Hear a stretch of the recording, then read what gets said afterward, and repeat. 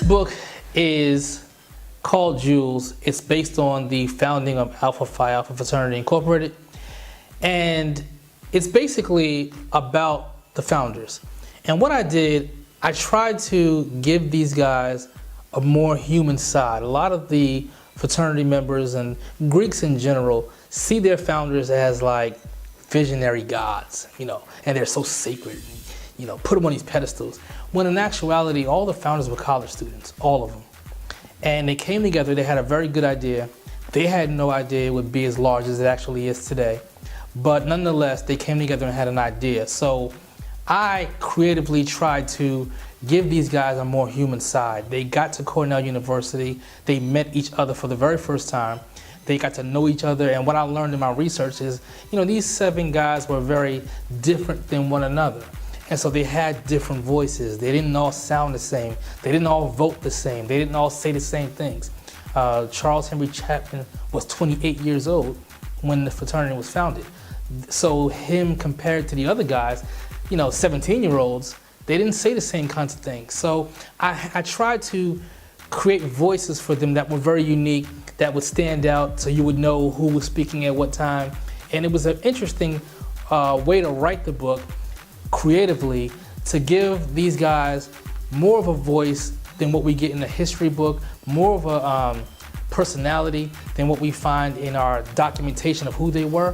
And I wanted to give brothers and whoever reads the book just a glimpse of what campus life might have been like back in 1905 and 1906, what it must have been like to be a black person in a white university in a white town, upstate New York, where this part of our history as a country, black men were still being lynched all over the country. So here you had these guys coming up with this idea of a fraternity, and current events were what they were.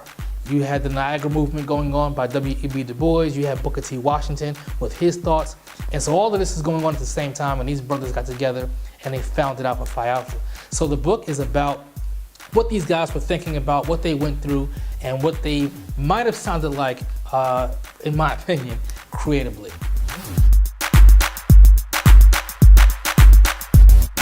My favorite founder. I actually get asked this question a lot. In my research, I found that Robert Harold Ogle was, he met a young lady, and this is in the book.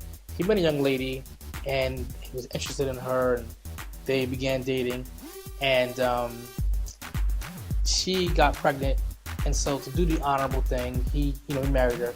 So they got married, and she had their baby on December 14th, 1906. That's 10 days after the fraternity was founded, which means that the months of September, October, November, she's 6, 7, 8, 9 months pregnant. At the time, he's a college sophomore on a white campus in a white town in 1906. So you have a gentleman who is, a black man in a situation where he's in a very white town, and he's married with a baby on the way, and he's in the midst of starting a fraternity with some of his college friends, and he never missed one meeting. He was at every single meeting that entire fall semester until they were founded.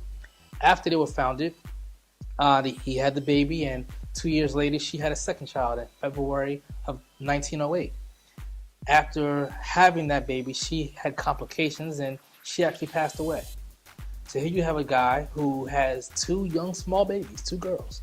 And he went through college with the help of his mother-in-law, but never missed one frat meeting in the years that he was at Cornell while taking care of his children. That to me said a lot about who he was as a man. And it spoke to me, and I hope it speaks to brothers out there who may have children or may be considering having children, the responsibility of being a real man, taking care of your kids. And so I tried to give him a love for this woman, Helen, that he met, Helen Moore. I tried to give him a love for her that was just outstanding.